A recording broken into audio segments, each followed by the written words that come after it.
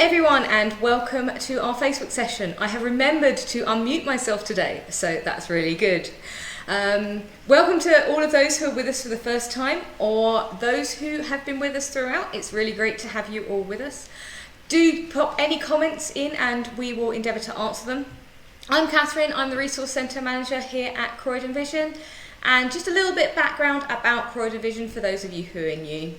We are a specialist charity and we encourage independence, confidence and growth amongst local residents who are blind and partially sighted. We've been supporting our members for almost 100 years and we are really excited and looking forward to the next 100 and further. We are passionate about assisting our members to achieve their goals and retain their independence. So that sort of goes into what we're going to be doing later on, so I'll get to that in a moment. Just a little bit of recap. Last week we had one of our trustees, Druvin, who gave us a fantastic talk on blue lights filters, or blue light, and the effects that they can have on vision. If you want to have a look at it, it's in our video library, so please do check it out. And following on from that, we had a talk with Ines and Jennifer, two of our members of staff, and they shared some of the things they'd learnt during lockdown and some of the challenges they might have overcome. And that was really interesting and a really good session.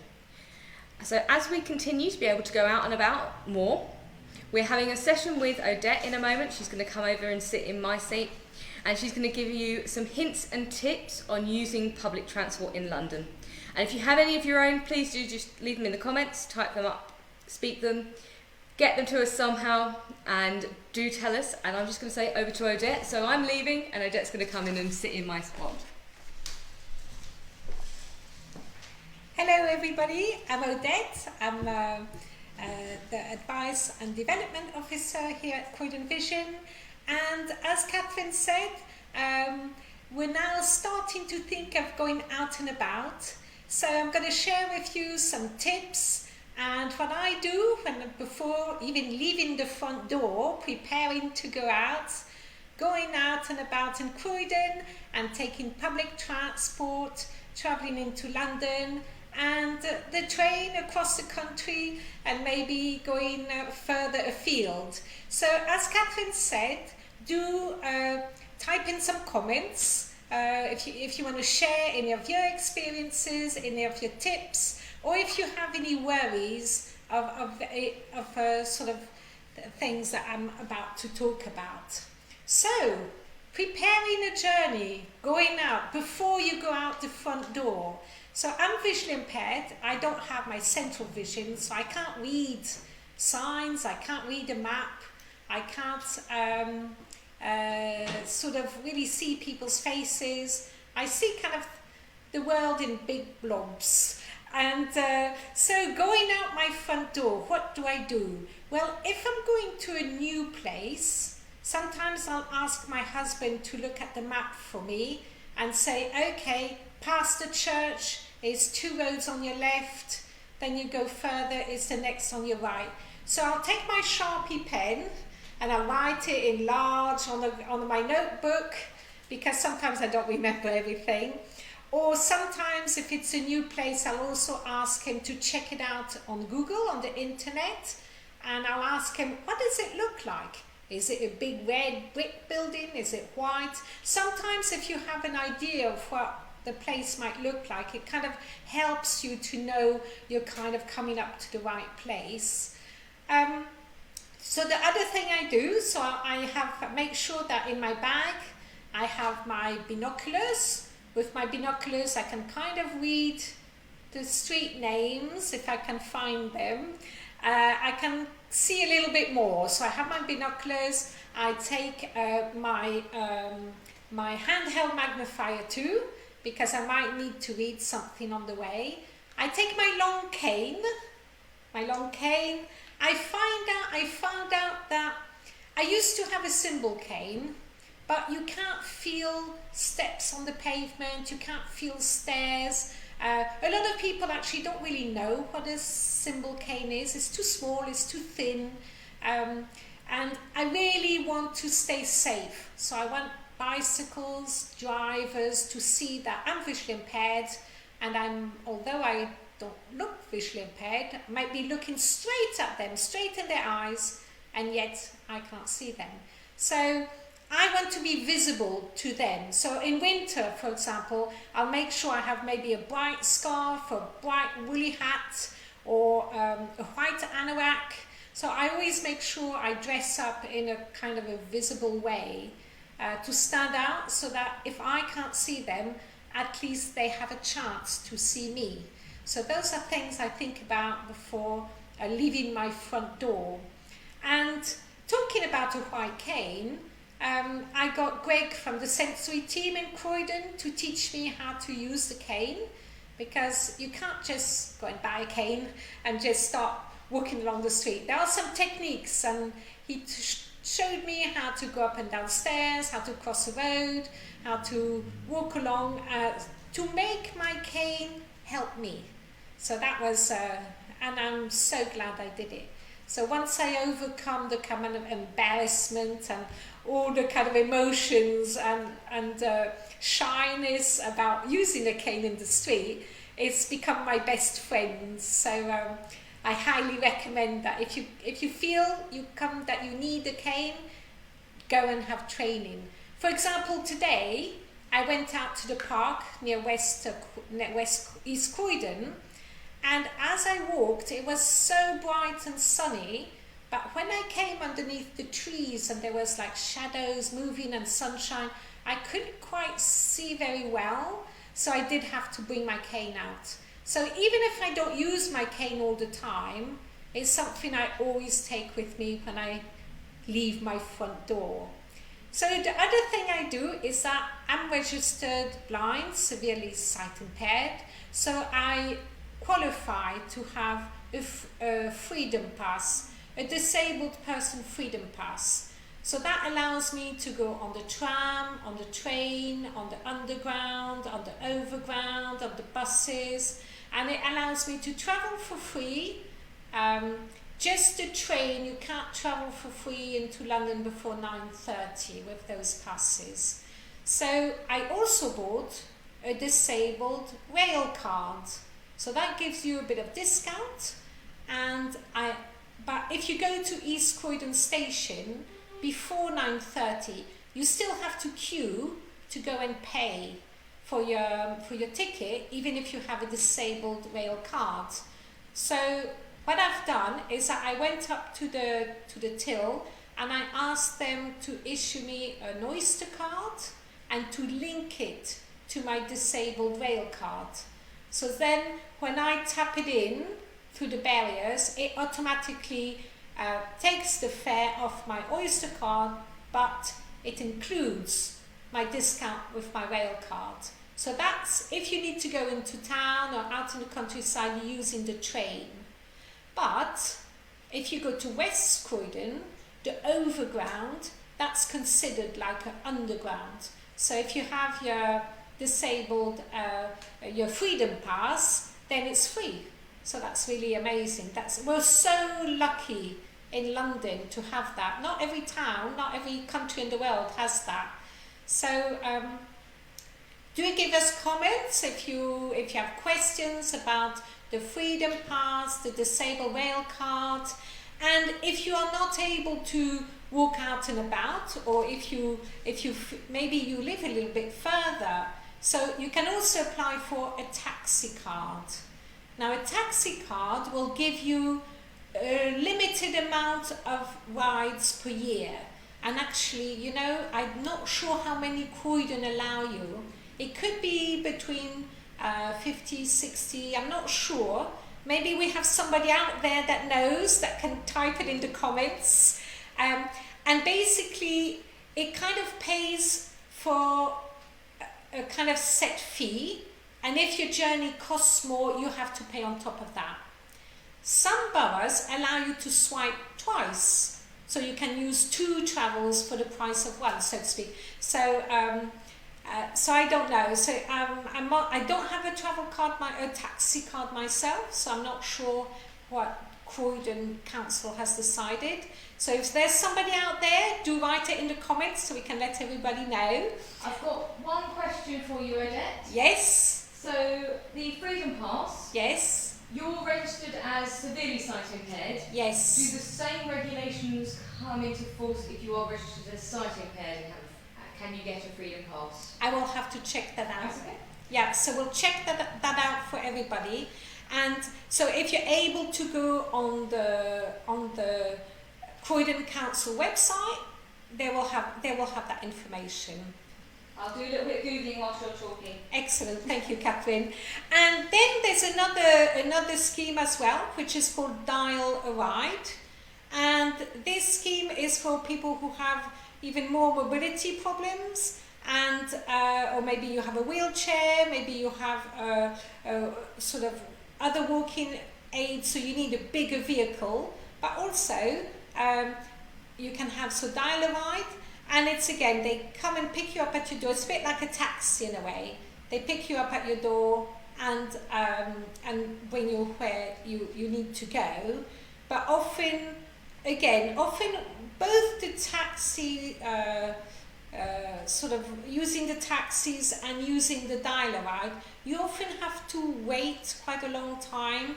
Sometimes they bring you so early to a place and then you have to wait so long before they come and get you again. So I would say that if you're able to go out and about, it's well worth it, because these kind of, although the theory is very good, it would be fantastic if you could just book one and they'll come in 5 minutes, but the reality is not quite like that. But they're there, so for some people is so useful. They wouldn't be able to go out and about if those services didn't exist. So they're not perfect, but they're good. Now, in a few other ways is, which I haven't mentioned yet, is guide dogs. I haven't mentioned guide dogs. I don't own a guide dog, but I have many friends who do.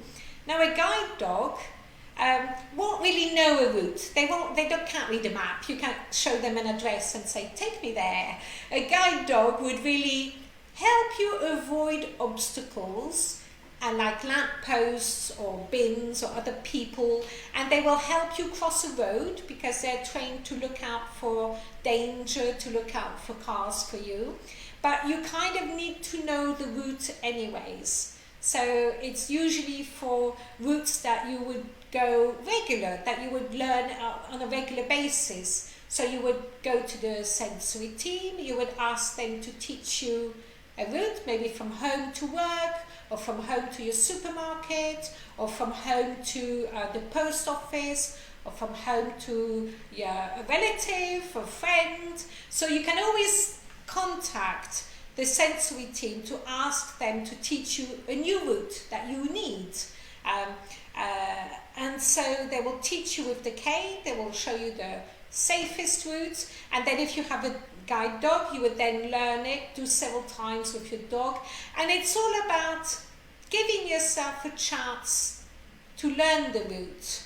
Sometimes if I need to go to a new place and it's important, maybe like a job interview or there's a big conference, I might actually do a dry run the day before, so that then when I need to go on time, I've already done it once, and that really helps. Now another sort of trick of going out and about, nowadays we need a mask, so I've got my mask here, I'll put it on, there we go. It's a homemade mask. So it's a homemade mask, it's yellow with little white polka dots, so it's quite fun. And I've got a little bit of like a pipe cleaner craft thing on the top, so I can bend it for it to follow my nose. And if you're worried about sewing, the RNIB do a little bit of kit to help you thread a needle. Ooh. So even if you can't see, you have no excuse. You can actually learn how to thread a needle with the needle threader. Mm-hmm. So and there's one for right-handed and left-handed, and they're made in Italy actually. They're invented by an Italian person. So very useful to know. And I've sewn it underneath my big CCTV magnifier to sort of help me as well. I also use my sunglasses. I think last week we were told how important it was to wear sunglasses. And for many eye conditions, even if you have like only a little bit of sight left, it's quite important to still protect your eyes. And sometimes it's difficult with the mask. Sometimes you have the mask and the sunglasses. And I've heard a lot of people that say that the mask actually cuts off the bit of vision they still have. So if you feel that you still want to go out and you're worried because now in shops and in public places, in taking public transport, you're told by the government that you have to wear a mask, and you're saying, but if I wear a mask, I become totally blind, it's impossible, I can't go out. There is exemptions. So the government has issued guidelines for exemptions, and one of them is being visually impaired, disabled, blind, because they recognize that if you're blind, it doesn't necessarily mean you're totally blind. And there's like a little card, a little sign that you can download and print. I'm going to put the link to the government website that's got all the downloads. There's one that you can download to put on your phone, and there's one that's downloadable to print. So I'm going to pop that in the comments whilst we're talking about it. That will be really useful. And so if you go in a shop without a mask, or if you go in public transport without a mask, well, you can still show them your badge, your paper badge. And I would recommend maybe that you also have maybe something about your card saying that you're registered blind, something as well, because in the end anybody could print it off. But if you sort of feel you need just few more documents you can wave around, it's probably good to have them in your pocket, so that you don't feel that you're going to be too stressed about it. And you have to be kind of, I suppose, prepared to argue a bit, or to kind of be very firm and say, well, I'm sorry, I'm visually impaired. Here are my papers, I'm exempt. It's because the mask, you have to be prepared to kind of explain yourself and understand that people might feel nervous about other people not wearing masks. So those are the things. Another thing to think about is coming back home. Some people live in places where all the front doors look the same. And often they're saying, well, how am I going to recognize my front door? There's been a whole study made about that. And you can think about putting a pot of flour, putting a big number on your front door, maybe having your door painted a different color than everybody else in the street, so that you can really recognize it. Finding something that will work for you. And you can also ask the sensory team to come and help you with your front door and identify what would work for you. Maybe a different pavement just after your gate. Maybe, so it could be something big, something bright, something bold, something that you can feel along the kind of the walls. So there's many people have done many different things. But it's worth, also maybe in winter, maybe your door doesn't stand out for yourself. So maybe it's about putting a good light so you can come back home safely. I think everyone should have a light so they can come back home safely. Even if you have good sight, especially at night, yes. Finding the keyhole is always very difficult when it gets dark. Yes. And it's also, I think, quite important to really think about it. If you're at home and you're hesitating to go out, try and think kind of, what worries me the most? Is it finding my home when I come back? Is it, well, what do I do if I get lost? Is it, oh, I'm afraid of being mugged? Or is it, try and be honest, so that then you can maybe try and tackle each kind of barrier, each anxiety you have about going out and about, and maybe talk about it with other blind and partially sighted people, and maybe together we can help and sort of find solutions, find ways of making you going out and about and travelling easier, and explore different solutions. I think that's a kind of very important, because there's not going to be one solution that's going to be good for everybody. Or I remember going out, for example, for the first time with my white cane, and I was feeling so self-conscious, and it was only a symbol cane, and I remember saying to myself, I've got to go at least once a month out with my cane to get kind of used to it. And I used to go out to, I think I used to go out to Sainsbury, and then I used to go and buy myself chocolate.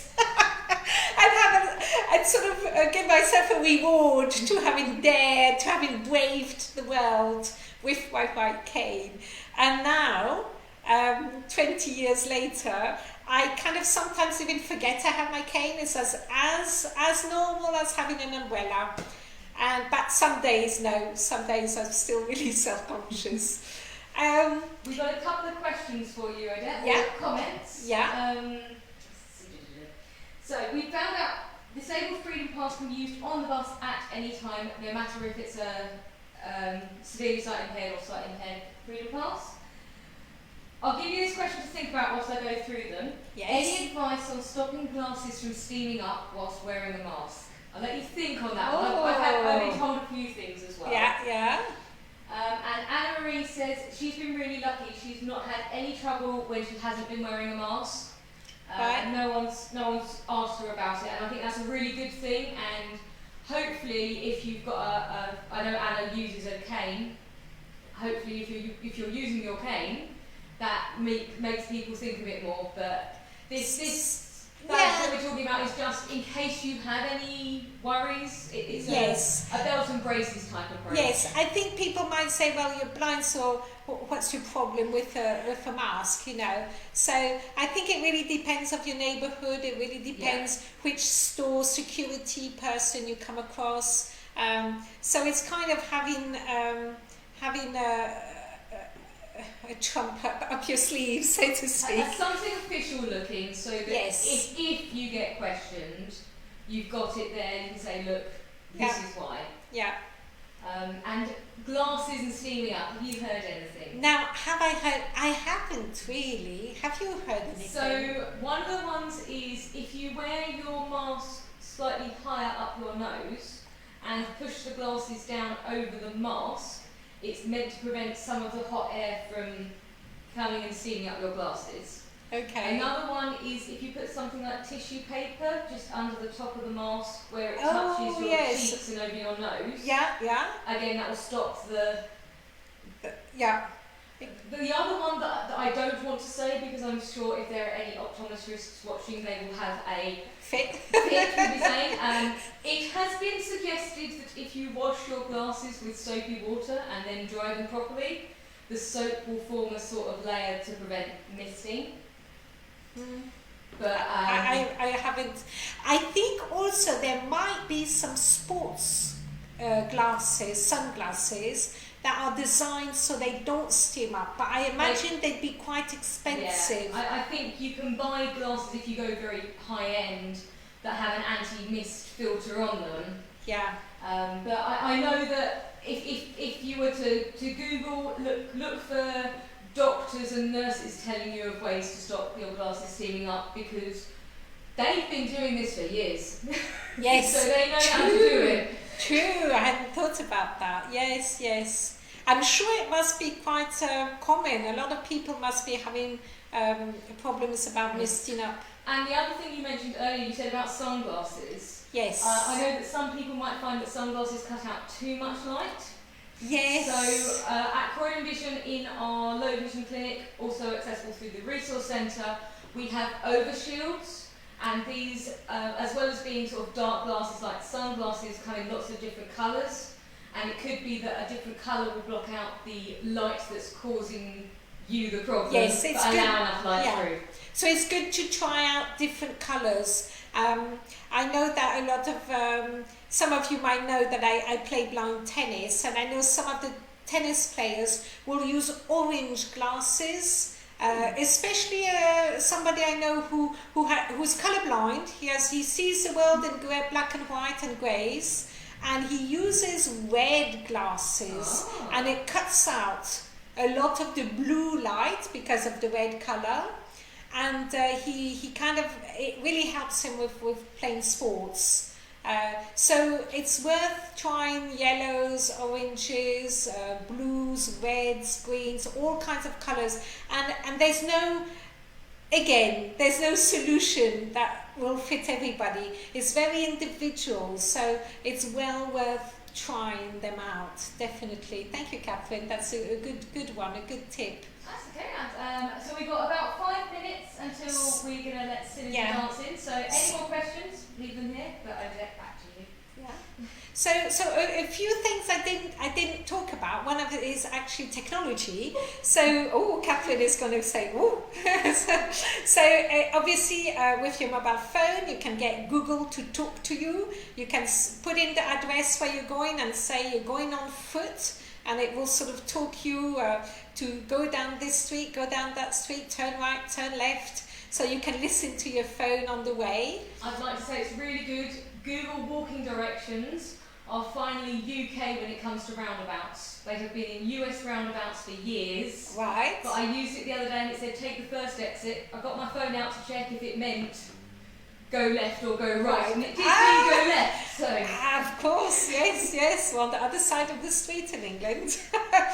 And the other thing also is I have been at bus stops, and I always have TfL on my mobile phone, so Transport for London. So if you're waiting at bus stops, you can phone them and say, I want to go here, or I want to go there, and you can ask them where's the best way to go. They have a disability number, or maybe I didn't bring it with me. That might be a number we can give everybody. We'll make sure we post it in the comments after the event. Yes, that'd be really interesting. So you can phone them, so if you have a mobile phone again. And one thing I didn't mention is a wonderful Transport for London turn up and go. So Travel Assist, who will assist people to sort of find the right trains, the right platforms. They'll take you through stations. And nowadays with the coronavirus, they have like a plastic sleeve. So you can still hang on to their arm and be escorted. Unfortunately, I must say I have had some blind friends who said some people refused to escort them, and partly it's their union that want to keep them safe as staff. So it's not perfect. Again, it's not perfect. So we want to make sure though that all the stations have all their audio announcements up and running. I have commented the accessibility phone number. I googled it. So excellent. Does that one work if the buses aren't reporting? Yes, it works for everything that has to do with TfL. Yeah, with the buses not reporting, if you have some site, there is a card at the very front of the bus that tells you the number of the bus. Mm-hmm. But I think if you say I'm on the whatever bus you're on and we just left whatever bus stop, they should be able to find out which one it is. Yeah, and where it's going, you can ask for routes. And you were saying, Catherine, that now with the virus, some buses have the front seat taped off. Yeah, so the front seats, if the seats that are facing in the opposite direction on all buses have been taped off. So that means you can't sit 4 people facing each other. Yeah, and also the driver is now completely behind a shield. Right. So it might feel different if you go to pop your Oyster card on the reader, because that's also fully covered over. And everything's a bit more plasticky now than it has been. And probably if you're going to ask the driver for questions, is the bus going here, a number, you probably need to speak up, because behind the glass shield, the plastic shield, the driver is likely not to hear you so well. So that's definitely something we have to be careful about. Mindful, I suppose, in some ways. Doing things slightly differently, I think. Yeah. And I wouldn't worry if you don't have enough sight to find a space, because on buses we're meant to be keeping our social distances. If you have your white cane with you, that's a really good reminder to everyone else that you're not going to be able to keep your distance from them. Yes. Sometimes I find it's a bit silly, but sometimes I find with my white cane, if I have my white cane and I look at people straight in the eye and they see my eyes open and not looking any different, they don't, it's like they don't believe I can't see.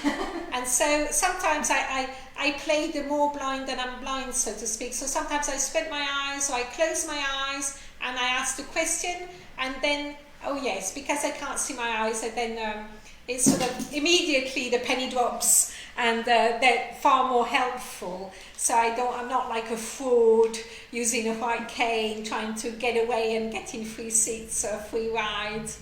So sometimes, yes, you have to play the game, I'm afraid.